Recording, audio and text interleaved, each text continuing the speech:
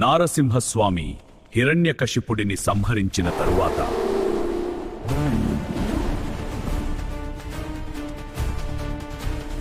ఆయన ఆవేశం, కోపం, తీవ్ర ఉగ్రరూపంతో అరుస్తూ అడవిలో వెళ్తుండగా ఆయన ఉగ్రత్వానికి భూమండలం మొత్తం భయంతో అల్లాడిపోతూ ఉంటుంది.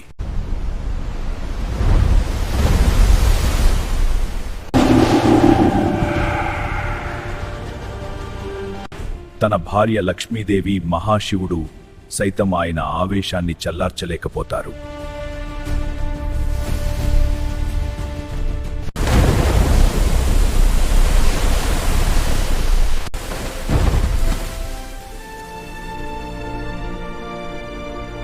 నారసింహస్వామి ఉగ్రత్వానికి భూమండలం అంతా అల్లాడిపోతూ ఉండడంతో బ్రహ్మ, లక్ష్మీదేవి మహాశివుణ్ణి ఆశ్రయించారు.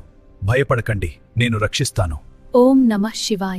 అన్నా మహాశివ, నా పతి మహావిష్ణువు ఆవేశంతో అలా అడవులలో తిరుగుతూ ఉండాల్సిందేనా? ఆయన ఉగ్రత్వాన్ని చల్లార్చే వారే లేరా? లక్ష్మీదేవి, నువ్వు చింతించకు. నీ పతి మహావిష్ణువు ఆవేశాన్ని నేను చల్లారుస్తాను. నువ్వు ధైర్యంగా ఉండు చెల్లి.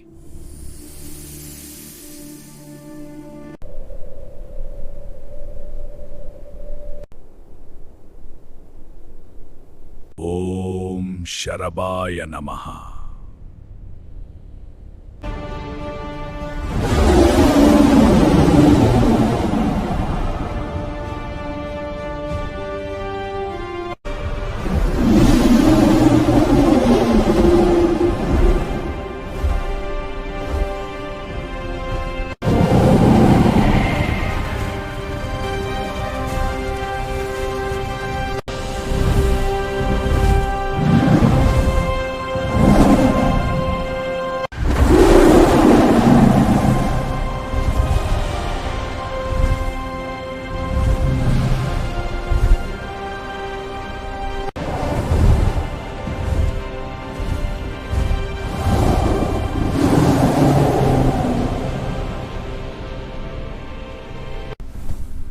మహావిష్ణు, ఈ నారసింహ అవతారాన్ని చాలించండి. మీ ఉగ్రత్వానికి లోకాలు అన్నీ అల్లకల్లోలంగా అల్లాడుతున్నాయి.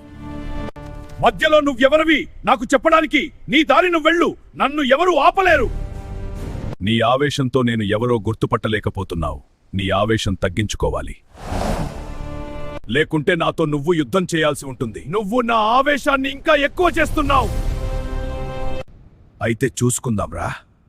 అవును, చూద్దాం.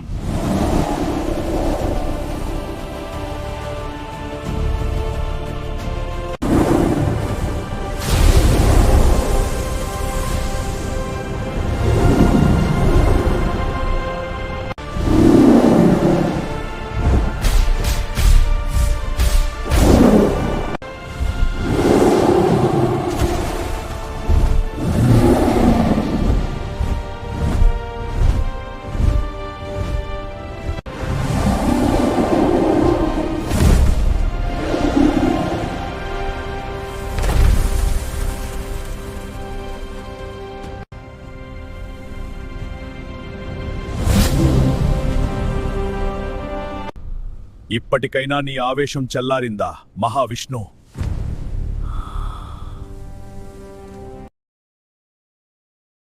ఆ విధంగా మహాశివుడు శరభ అవతారం ఎత్తి నారసింహస్వామితో భారీ యుద్ధం చేసి ఓడించి ఆయన ఉగ్రత్వాన్ని చల్లార్చారు.